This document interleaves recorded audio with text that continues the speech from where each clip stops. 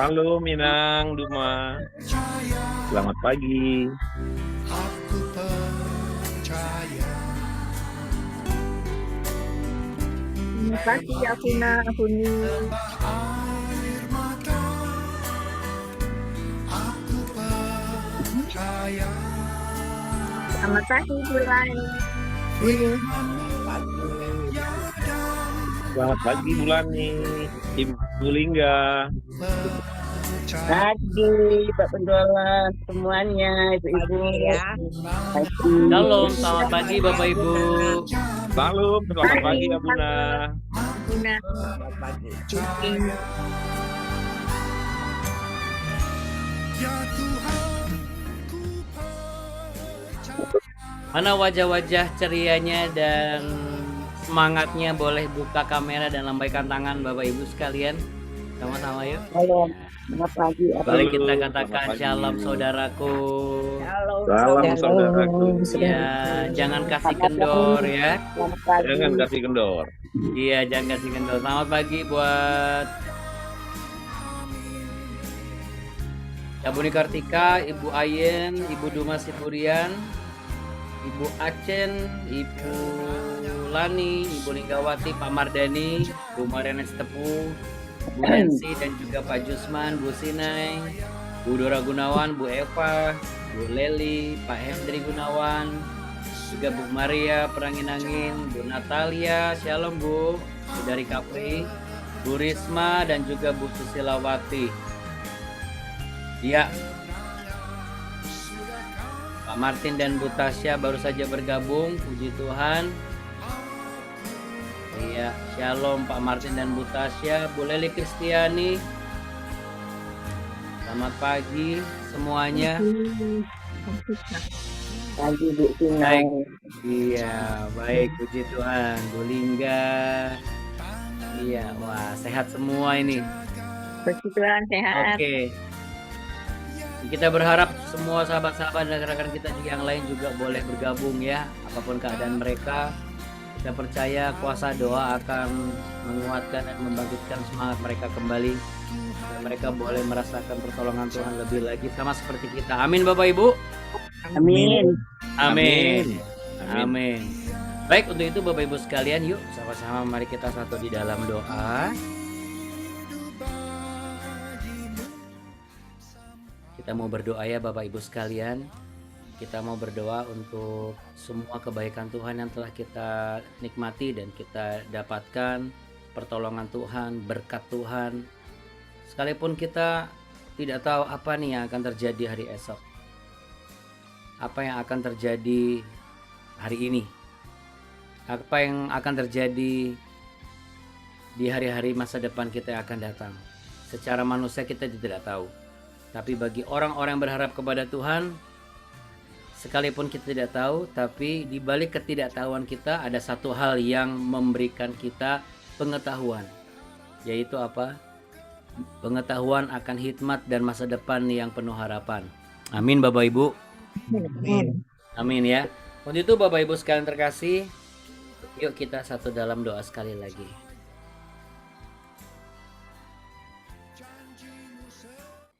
Ya, saya akan bantu mute ya Bapak Ibu supaya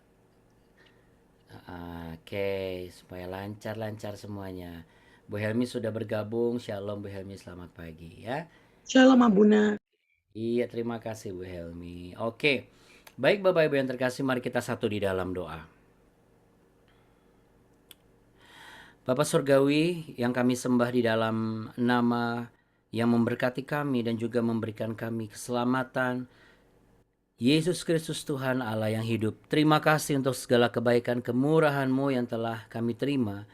Dan kami bersyukur pagi hari ini kami boleh beroleh kemurahan kasih-Mu, sehingga kami mampu untuk bangun pagi, kami mampu untuk datang menghadap di hadapan tahta-Mu ya Tuhan. Dan kami percaya bahwa terang kasih-Mu akan memberikan kami damai sejahtera. Engkau akan mengajari kami, Engkau akan menuntun kami, Engkau akan menolong, menyertai kami, dan Engkau juga yang akan memberkati kami. Bapa kami dalam surga, dikuduskanlah namamu, datanglah kerajaan-Mu, dan jadilah kehendak-Mu di bumi seperti di surga. Berikanlah kami pada hari ini makanan kami yang secukupnya, dan ampunilah kami akan kesalahan kami, seperti kami juga mengampuni orang yang bersalah kepada kami. Dan janganlah membawa kami ke dalam pencobaan, tetapi lepaskanlah kami daripada yang jahat. Karena Engkaulah yang punya kerajaan dan kuasa dan kemuliaan kekal sampai selama-lamanya. Hanya di dalam berkat nama Tuhan Yesus Kristus kami percaya. Haleluya. Amin. Amin. Puji Tuhan ya. Baik Bapak Ibu sekalian, kita seperti biasa kita awali dengan pujian ya. Kita awali dengan pujian. Untuk itu saya juga mau mengingatkan Bapak Ibu untuk kita boleh menyanyi, memuji, menyembah Tuhan sebagai ungkapan terima kasih kita atas berkat yang telah kita terima sepanjang hidup kita sampai hari ini. Dan kita percaya tidak hanya hari ini, esok pun juga Tuhan sudah sediakan berkat bagi yang percaya dan berharap kepada Tuhan. Terlebih lagi yang mencari wajah Tuhan di pagi hari. Kita akan naikkan pujian ini ya Bapak Ibu. Sebentar ya, saya cek dulu ya. Oke, sudah. Oke.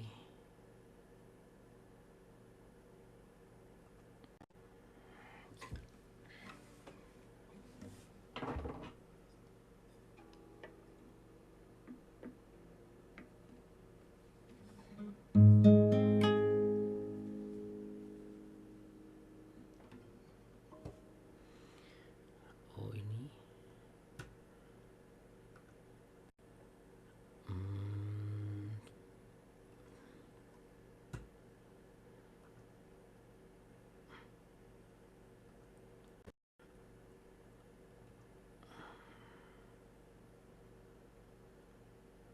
Oke, apakah Bapak Ibu lihat teksnya?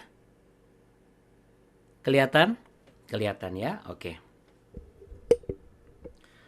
Semoga ini karena cuaca sinyalnya agak kurang sedikit lancar, tapi semoga semuanya bisa mendengar dengan baik.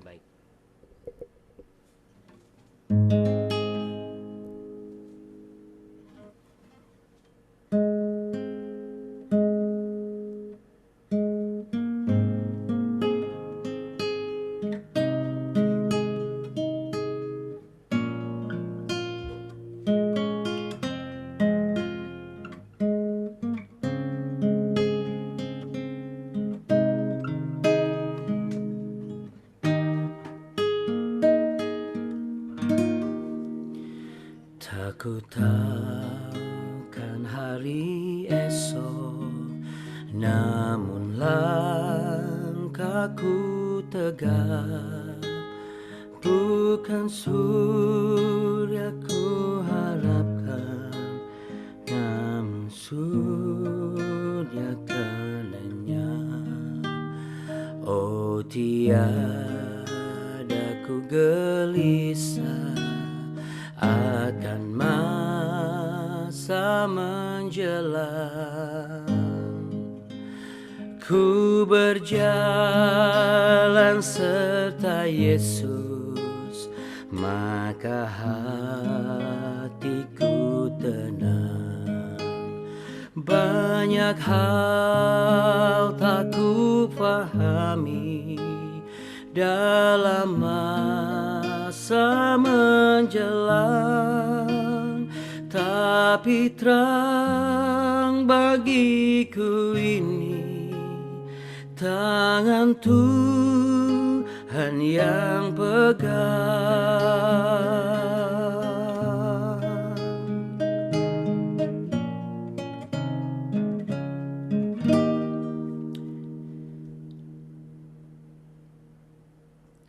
Tak ku tahu kan hari esok, mungkin langit kan gelap, tapi Dia yang berkasihan melindungiku tetap, meski susah perjalanan, gelombang dunia menderu, dipimpinnya ku bertahan sampai akhir langkahku.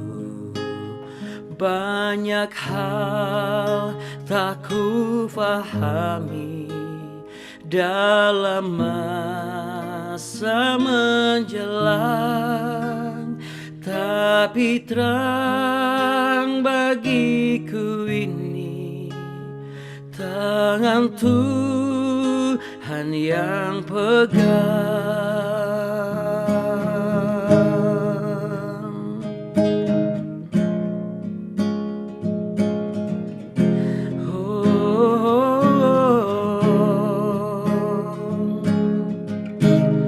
Haleluya Tuhan,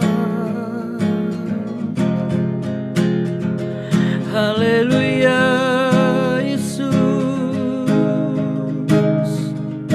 glory bagimu Tuhan, haleluya,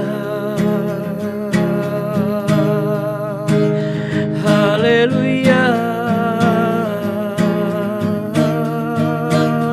Banyak hal tak ku fahami dalam masa menjelang, tapi terang bagiku ini tangan Tuhan yang pegang. Banyak hal tak ku fahami dalam masa menjelang, tapi terang bagiku ini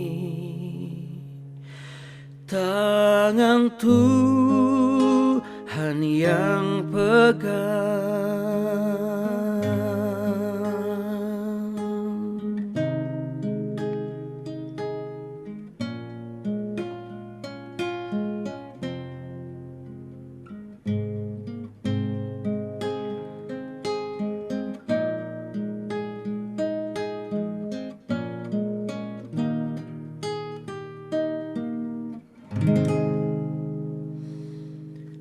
Sekalipun banyak hal yang tidak kami pahami, tetapi terang-Mu memberikan kami pengharapan yang pasti. Terima kasih ya Tuhan, yang telah menjadi terang di dalam hidup kami. Tuhan Yesus Kristus yang kami sembah. Dalam nama Bapa, Anak, dan Roh Kudus. Haleluya. Amin. Amin. Puji Tuhan. Haleluya. Amin Bapak Ibu sekalian ya. Puji Tuhan. Ya, Bapak Ibu yang terkasih, kita mau melanjutkan lagi perjalanan pembelajaran kita tentunya. Oke.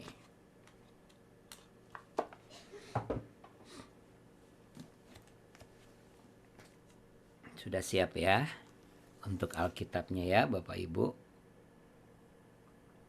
Oke. Ya. Sekarang kita mau membaca tentang perikop baru, yaitu benda-benda logam bait suci. Mulai dari ayat 13 ya Bapak Ibu, mari kita baca sama-sama di tempat kita masing-masing ya. Demikian ada tertulis, kemudian Raja Salomo menyuruh orang menjemput Hiram dari Tirus. Dia adalah anak seorang janda dari suku Naftali. Sedang ayahnya orang Tirus, tukang tembaga. Ia penuh dengan keahlian, pengertian, dan pengetahuan untuk melakukan segala pekerjaan tembaga. Ia datang kepada Raja Salomo lalu melakukan segala pekerjaan itu bagi raja. Ia membentuk 2 tiang tembaga, tinggi tiang yang satu 18 hasta dan dapat dililit oleh tali yang 12 hasta panjangnya. Tiang yang kedua demikian juga. Dibuatnya juga 2 ganja untuk ditaruh di kepala tiang-tiang itu dari tembaga tuangan. Tinggi ganja yang satu 5 hasta dan tinggi ganja yang kedua 5 hasta. Dibuatnya pula 2 jala-jala untuk ganja yang ada di kepala tiang itu. Jala-jala itu semacam kawat berpilin, semacam untayan rantai, 1 jala-jala untuk ganja yang satu dan 1 jala-jala untuk ganja yang kedua. Kemudian dibuatnya juga buah-buah delima. 2 jajar berkeliling pada jala-jala yang satu untuk menutupi ganja yang di ujung tiang itu, dan demikian pula dibuatnya pada ganja yang kedua. Dan ganja yang di kepala tiang dekat balai depan itu berbentuk bunga bakung, tingginya 4 hasta, yakni ganja-ganja yang di atas kedua tiang itu. Di sebelah atas sekali lewat jala-jala yang meliliti perut ganja itu, dan buah-buah delima ada 200 berjajar berkeliling pada ganja yang satu, demikian juga pada yang kedua. Kemudian tiang-tiang itu didirikannya dekat balai ruang besar. Ketika ia mendirikan tiang kanan, ia menamainya Yakin. Ketika ia mendirikan tiang kiri, ia menamainya Boas. Dan setelah bentukan bunga bakung itu ditaruh di kepala tiang-tiang itu, maka siaplah pekerjaan membuat tiang-tiang itu. Kemudian dibuatnyalah laut tuangan yang 10 hasta dari tepi ke tepi, bundar keliling 5 hasta tingginya, dan yang dapat dililit berkeliling oleh tali yang 30 hasta panjangnya. Dan di bawah tepinya ada gambar buah labu yang mengelilinginya sama sekali, 10 dalam sehasta. Merangkum laut itu berkeliling, labu itu 2 jajar, dituang setuangan dengan bejana itu. Laut itu menumpang di atas 12 lembu, 3 menghadap ke utara dan 3 menghadap ke barat, 3 menghadap ke selatan dan 3 menghadap ke timur. Laut itu menumpang di atasnya, sedang segala buntut lembu itu menuju ke dalam. Tebal laut itu setapak tangan dan tepinya serupa tepi piala, seperti bunga bakung yang berkembang. Laut itu dapat memuat 2000 bat air. Selanjutnya dibuatnya 10 kereta penopang dari tembaga. 1 kereta 4 hasta panjangnya, 4 hasta lebarnya, dan 3 hasta tingginya. Beginilah bentuk kereta penopang itu. Ada papan penutupnya, dan papan itu diapit oleh bingkai. Dan pada papan penutup yang diapit oleh bingkai itu ada singa, lembu, dan kerub. Dan demikian juga pada bingkai itu. Di sebelah atas dan sebelah bawah singa dan lembu itu ada karangan-karangan bunga yang tergantung. Pada 1 kereta penopang ada 4 roda tembaga dengan poros tembaga, dan pada keempat penjurunya ada sangga untuk menyangga bejana pembasuhan. Sangga-sangga itu dituang, dan di sebelah luar setiap sangga ada karangan bunga. Dan mulut kereta penopang itu ada di sebelah dalam sangga-sangga itu, menonjol ke atas 1 hasta. Mulutnya itu bundar, buatannya sebagai tumpuan, dan dalamnya 1,5 hasta. Juga pada mulutnya itu ada ukiran, tetapi papan-papan penutupnya 4 persegi, jadi tidak bundar. Keempat roda itu ada di bawah papan penutup, dan tangan-tangan roda itu ada pada kereta penopang itu, dan tinggi 1 roda ialah 1,5 hasta. Dan buatan roda itu seperti buatan roda kereta, tetapi tangan-tangannya, lingkarnya, jari-jarinya, dan napnya semuanya tuangan.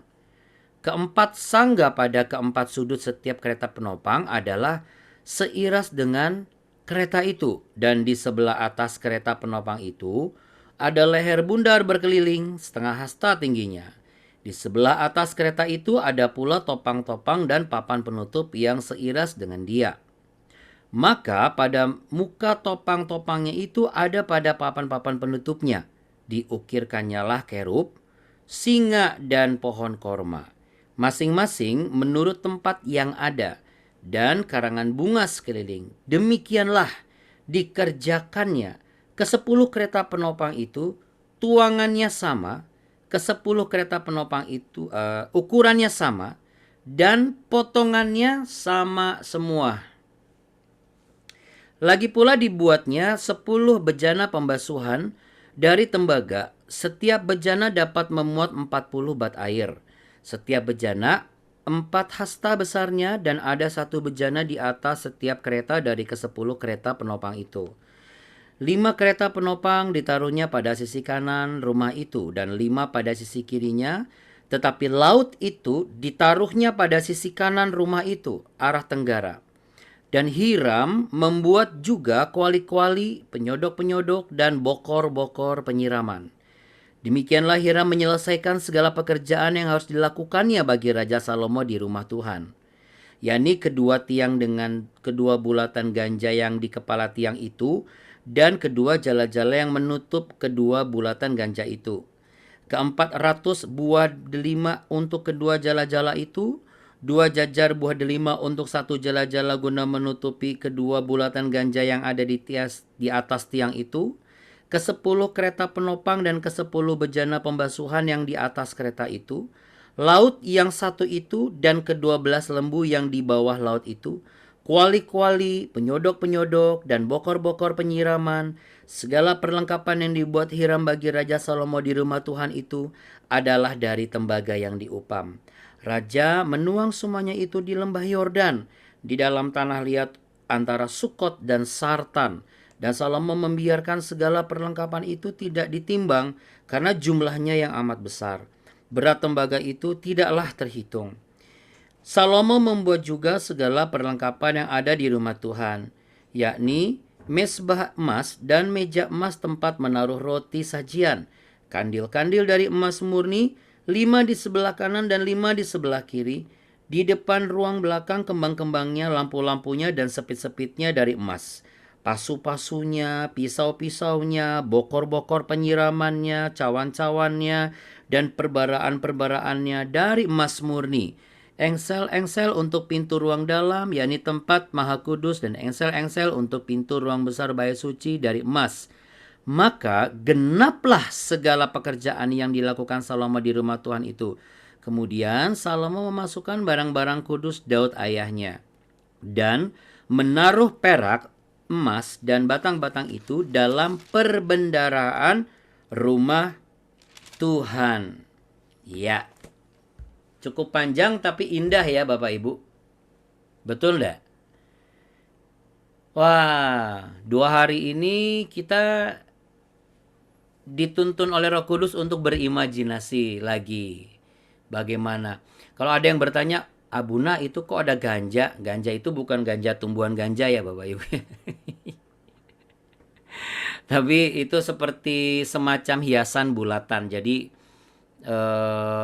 kalau ada satu tiang, terus ada bokor, lalu kemudian ada bulatan, terus ada tiang lagi gitu loh. Jadi sebuah bulatan ya, sebuah sambungan seperti itu istilahnya. Ya, jadi bukan ganja tumbuhan, sama seperti istilah belalang.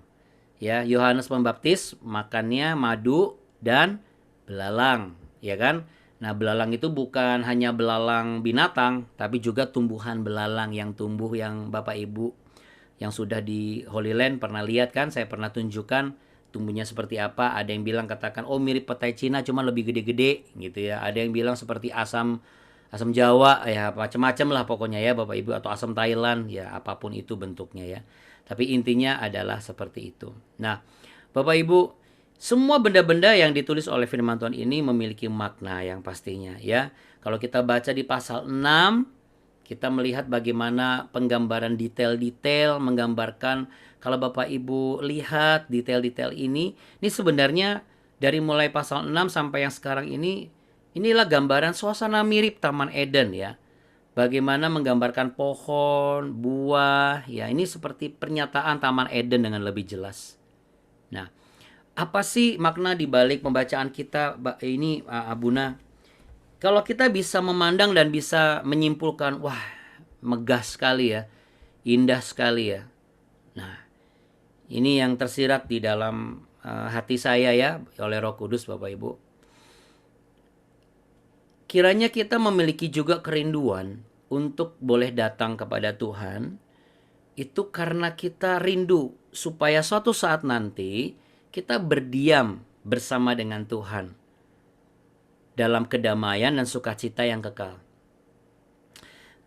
Ada banyak orang datang kepada Tuhan untuk menemukan kedamaian dan sukacita. Tapi hari-hari ini mulai berkurang orang-orang yang mencari Tuhan untuk mendapatkan kedamaian dan sukacita. Rata-rata mereka mencari Tuhan untuk mendapatkan apa? Berkat. Untuk mendapatkan apa? Keuntungan. Untuk mendapatkan apa? Keberuntungan. Untuk mendapatkan apa? Kenyamanan. Padahal ada hal-hal yang lebih esensial dan lebih relevan untuk kehidupan orang-orang yang tinggal di dalam Tuhan. Karena pada saatnya nanti yang kita dapatkan dan kita nikmati adalah damai sejahtera atau kedamaian dan sukacita yang kekal. Hal yang dunia tuh suka tawarkan gitu. Mulai dari mabok-mabokan, lalu kemudian tempat healing, ya. Semua tersedia kan di dunia ini. Artinya manusia pada dasarnya juga mencari kedamaian. Ya, manusia pada dasarnya juga mencari apa? Mencari sukacita. Orang-orang kalau ke diskotik, orang-orang kalau minum-minum atau apa kan mencari sukacita. Mencari kesenangan. Nonton bioskop, sampai melakukan apa yang dia mau lakukan sebebas-bebasnya. Bahkan untuk hal-hal yang sebenarnya menghancurkan hidupnya. Sekalipun itu narkoba, sekalipun itu kehidupan bebas, seks bebas, apalagi. Macam-macam lah. Tapi yang dicari apa? Kesenangan, sukacita gitu. Happy gitu. Tapi happy-nya itu kan berkonsekuensi. Baik berkonsekuensi menghadapi hukum, konsekuensi kesehatan mental, konsekuensi kesehatan spiritual, konsekuensi kesehatan jasmani. Belum lagi bicara mengenai kedamaian. Kedamaian ini cuma sementara Bapak Ibu. Kedamaiannya hanya sebatas sebagaimana masanya masih berlaku. Tapi kalau masa berlakunya sudah habis, sudah expired, sudah nggak damai lagi. Ngefly-nya juga nggak selamanya, gitu. Ketawa-ketawanya nggak selamanya. Tidak ada masalahnya tuh tidak selamanya, gitu. Cuma sementara aja, terlupakan. Tapi begitu sudah sadar, muncul lagi masalahnya. Bahkan menambah masalah baru. Tetapi kalau kita bersama dengan Tuhan di kehidupan kekal, itu kedamaian dan sukacita. Pemandangan simbolis tentang Taman Eden ini juga yang akhirnya secara tradisi dan sampai hari ini mereka selalu datang ke Bait Suci. Bahkan mereka sampai merindukan untuk membangun kembali Bait Suci. Selain mereka merindu melihat indahnya bangunan yang sudah dirancang oleh Raja Salomo pada awalnya, tetapi juga mereka juga merindukan ada kebangunan rohani. Ketika mereka menikmati dan mengalami hadirat Tuhan. Karena mereka merasakan kalau ada hadirat Tuhan itu ada pemulihan Bapak Ibu. Ya. Ingat Bapak Ibu peristiwa demi peristiwa di sejarah perjalanan bangsa ini selama di padang gurun. Dari mulai ular tembaga, ya, melambangkan ular dikalahkan oleh kuasa salib, iblis dihancurkan, penyakit dihancurkan sehingga yang dipatuk oleh ular itu mereka sembuh, yang mati mereka bahkan bisa bangkit lagi. Ya. Ini adalah gambaran bagaimana pengharapan ketika hadirat Allah turun, kuasa Allah turun oleh karena kerajaannya datang, maka kehendaknya terjadi. Untuk itulah juga di ayat yang 23 sampai 26 tadi itu ada daratan dan laut ya. Simbol-simbol bagaimana laut tuangan ya terkumpul. Ini sebenarnya sebuah simbol dari karya penciptaan Tuhan yang menciptakan bagaimana Tuhan mengumpulkan air sehingga daratan itu muncul. Kita buka yuk supaya Bapak Ibu juga melihat korelasinya di Kejadian pasal 1 ayat 9.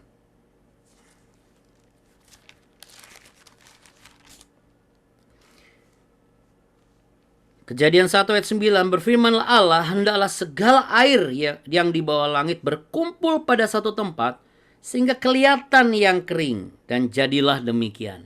Ya. Bagaimana Salomo juga meletakkan ini, melambangkan ini dengan tuangan di sini, lalu di sininya kering, ya. Bagian luar yang menggambarkan daratan dan lautan melambangkan seluruh dunia di tempat di mana manusia ini berdiam. Makanya ada hiasan-hiasan yang berkilau di bagian dalam, dan juga hiasan itu menggambarkan mengenai langit dan bintang-bintang di langit. Bagian dalam ini menggambarkan langit yang terbentang di atas manusia, ya. Kalau di bagian terakhir itu adalah bagian terdalam dari bait suci, itu ruang maha suci. Isinya apa, Abuna? Selain tabut perjanjian, ya Bapak Ibu, ada meja, ada kandil, ada patung kerub yang menjaga lambang kekudusan tempat itu. Ya, ini juga melambangkan simbol larangan tidak boleh sembarangan masuk. Inilah simbol yang melambangkan betapa penuh dengan misteri tempat Allah berdiam yang dijaga oleh para malaikatnya. Ya, kalau kita mau baca ada di Kejadian pasal 3. Kita baca ya, Kejadian pasal 3. Tertulis pada ayat yang ke-24. Ia menghalau manusia itu, dan di sebelah timur Taman Eden ditempatkannya beberapa kerub dengan pedang yang bernyala-nyala dan menyambar-nyambar untuk menjaga jalan ke pohon kehidupan. Bayangkan Bapak Ibu sekalian, kemuliaan sorgawi ini bukanlah tempat suci sembarang suci ya Bapak Ibu, tapi ini maha suci. Bagaimana Allah berdiam diri di sana. Ya.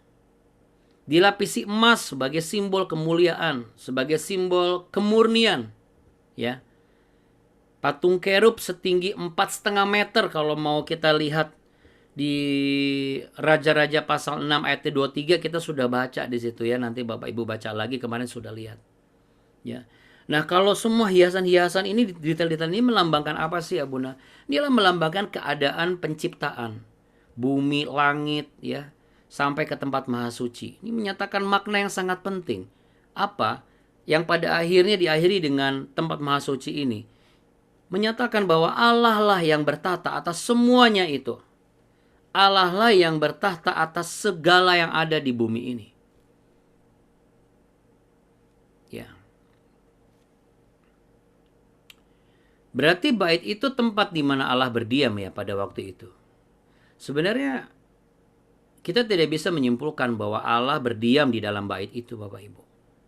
Karena itulah lambang bagian tumpuan dari kakinya.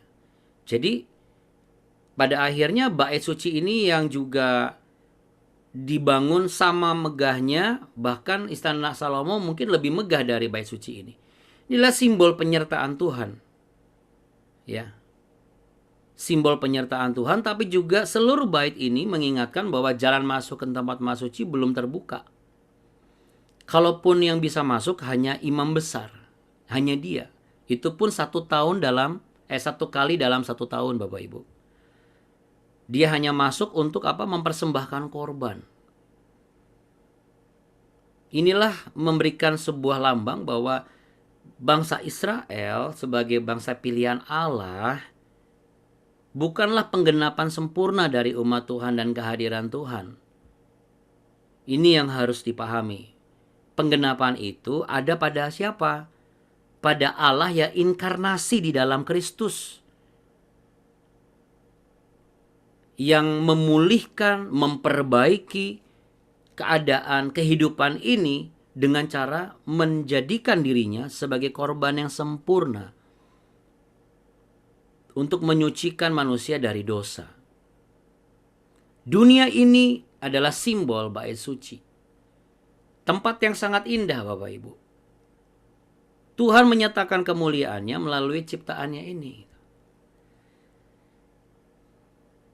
Kita lihat Bapak Ibu, seperti saya kemarin juga sama rombongan OIC ya, datang ke Puncak Cisarua, bagian 0, sekian persen dari keindahan dunia ini. Saya sudah bisa berseloroh, wah healing banget ya duduk di sini di atas ayunan.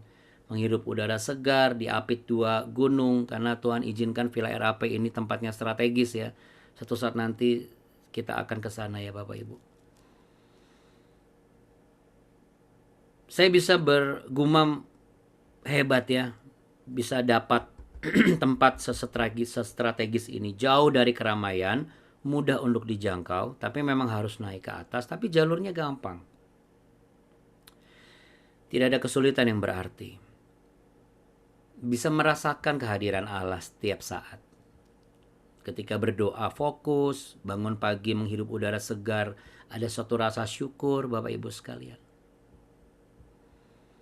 Tetapi Bapak Ibu sekalian, dari yang kita baca semua ini, dengan adanya peristiwa setahun sekali imam besar datang, berarti kan di luar dari itu ada kekosongan yang terjadi di dalam ruang Maha Suci ini.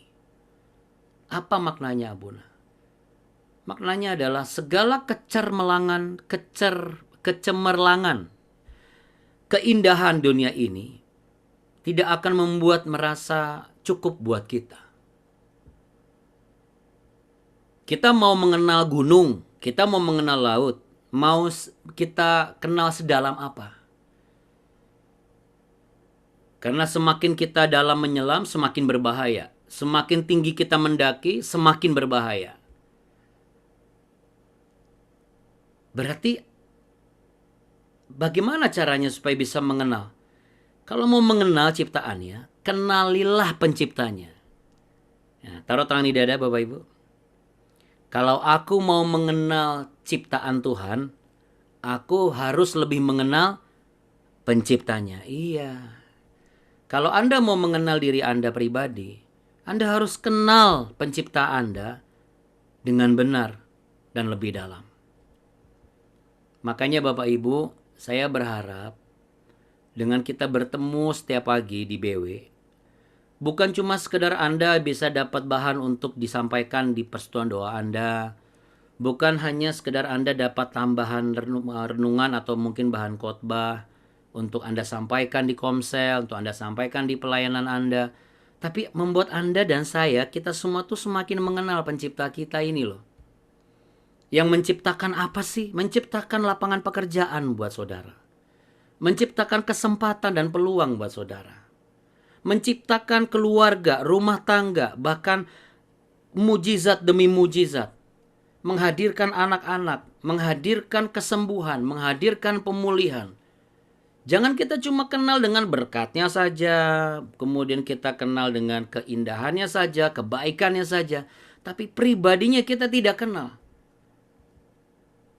Karena saya percaya Bapak Ibu, kalau kita mengenal lebih dalam, siapa sih pencipta ini yang telah mengaruniakan dirinya lebih dari sekedar peringatan dan perayaan Natal ketika ia lahir, mati ketika ia ketika dalam Paskah, bangkit, naik ke sorga dalam kenaikannya ke sorga.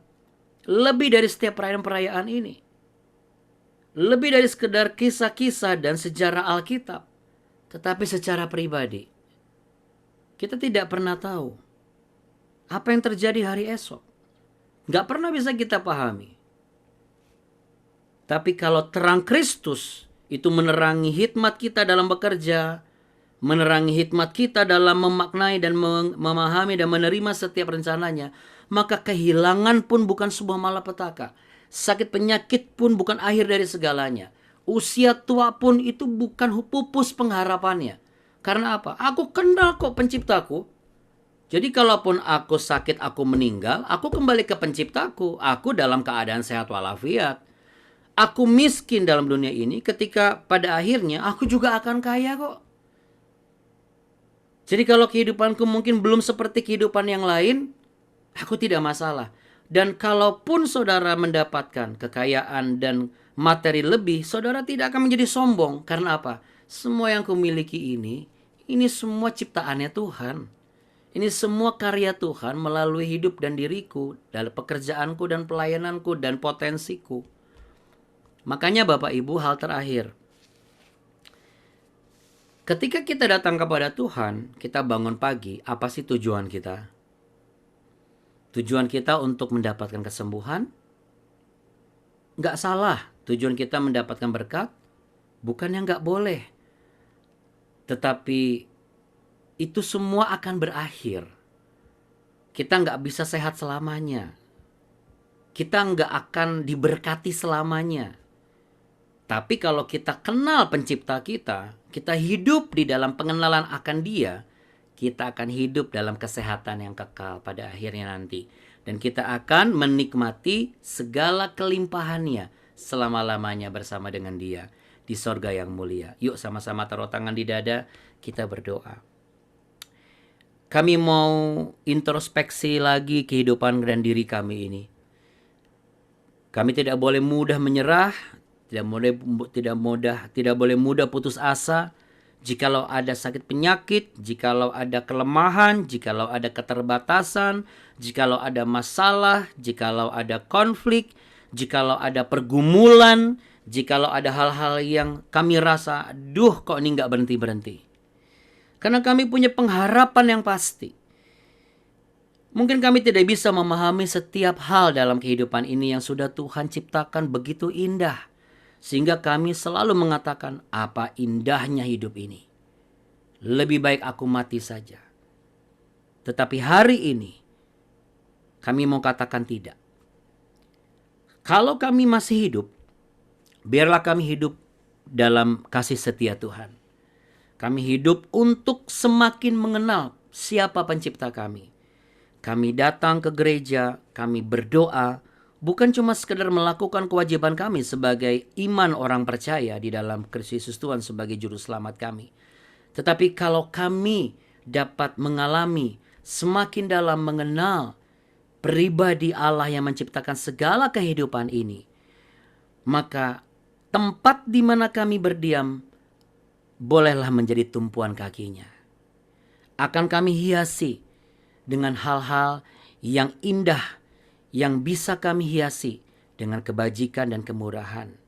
Kami hiasi dengan hal-hal yang bisa membuat orang-orang mengalami keindahan bersama dengan kami. Karena kami yang merangkai keindahan itu bersama dengan Tuhan. Karena Kristuslah keindahan kami di dalam pekerjaan, rumah tangga, keluarga, dan perencanaan masa depan. Biarlah kami semua menyadari dan kami semua menyikapi bahwa apa yang tercatat dalam kitab suci mengandung makna yang begitu dalam. Kalau benda-benda yang disematkan oleh Salomo untuk didirikan dan memperlengkapi bait suci dan istananya, bagaimana dengan kehidupan ini? Apa yang sudah kami hiasi dalam rumah tangga kami? Apakah kami sudah menghiasi dengan segala kebaikan dan kebenaran sesuai dengan firman Tuhan? Sudahkah kami menjadi penghias rumah tangga kami? Sudahkah kami menjadi hiasan bagi keluarga kami? Agar orang-orang di sekeliling kami juga merasakan keindahan. Karena kami memperlengkapi keindahan yang Tuhan sediakan di dalam kehidupan ini. Tuhan menjadikan kehidupan kami sebagai pernak-pernik yang menghiasi ketika kami bertemu satu dengan yang lain. Hamba berdoa, kiranya pekerjaan setiap kami itu juga adalah hiasan dalam kehidupan orang percaya. Rumah tangga, keluarga demi keluarga dihiasi oleh hal-hal yang Tuhan ajarkan dan mereka pelajari setiap pagi. Hamba berdoa ya Tuhan, tidak ada satu orang pun terluputkan dari perhatian ini, agar tidak ada satu orang pun tertinggal dari rencana Tuhan yang indah pada waktunya. Bapak Ibu sekalian, terimalah berkat damai sejahtera cinta kasih Tuhan yang akan menyertai saudara. Sehingga kemanapun saudara melangkah, engkau akan disertai oleh pimpinan Tuhan. Apapun yang kau kerjakan, ia membuat berhasil dan beruntung. Ia juga akan menyembuhkanmu kalau engkau sakit. Ia akan memulihkanmu kalau engkau terluka. Ia akan memperbaharui setiap hal di dalam kehidupanmu. Dan ia juga yang akan menjadikan dan menjanjikan segala sesuatunya tergenapi dalam kehidupanmu. Tuhan Yesus memberkatimu berlimpah-limpah-limpah. Tuhan Yesus menyinarimu dengan wajahnya dan memberimu kasih karunia. Tuhan Yesus menghadapkan wajahnya kepadamu untuk memberimu kehidupan, masa depan, dan pengharapan dan janjinya yang akan tergenapi dalam kehidupanmu. Dalam nama Bapa, Anak dan Roh Kudus, di dalam berkat nama Tuhan kita Yesus Kristus. Mari yang sepakat dan percaya, sama-sama katakan amin. Amin. Puji Tuhan ya. Sebelum kita berpisah Bapak Ibu, saya mau memberi ayat emas. Ya, saya mendapatkan pagi ini. Mari kita buka di Mazmur. Di Mazmur pasal yang ke-30. Ini sama ayat emas buat saudara dan saya, buat kita semua. Mazmur pasal 30 ayat yang kelima ya Bapak Ibu sekalian. Nyanyikanlah mazmur bagi Tuhan, hai orang-orang yang dikasihinya, dan persembahkanlah syukur kepada namanya yang kudus. Sebab sesaat saja ia murka, tetapi seumur hidup ia murah hati. Sepanjang malam ada tangisan, menjelang pagi terdengar sorak-sorai. Makanya itulah gunanya kalau Bapak Ibu bangun pagi. Jadi kalau malam-malam ada masalah, pagi-pagi sudah bersuka cita dan Tuhan memulihkan keadaan kita semua. Amin Bapak Ibu sekalian. Iya. Waktu itu jangan kasih kendor. Penting sekali Bapak Ibu. Ya, tetap semangat Bapak Ibu dalam menjalani aktivitas hari ini. Sampai jumpa besok pagi. Bu Lani dan Bu Linggawati terima kasih untuk Terima semua kasih. yang telah diberikan. Terima Terima kasih banyak Bapak Ibu. Juga Pak Marden dan juga Bu Sekar masih kami nikmati. Ya, apalagi Abu Nikartika menikmati sekali itu ya. Oke Bapak Ibu sekalian, Tuhan Yesus memberkati berlimpah-limpah Bapak Ibu semuanya ya. Terima kasih sampai jumpa besok Terima pagi. kasih ya Buna. Terima kasih ya Terima Bunda. kasih ya Buni. Terima Terima kasih kasih Bapak Ibu semuanya. semua. Semua Terima ya. kasih ya Buna. Ya, semuanya.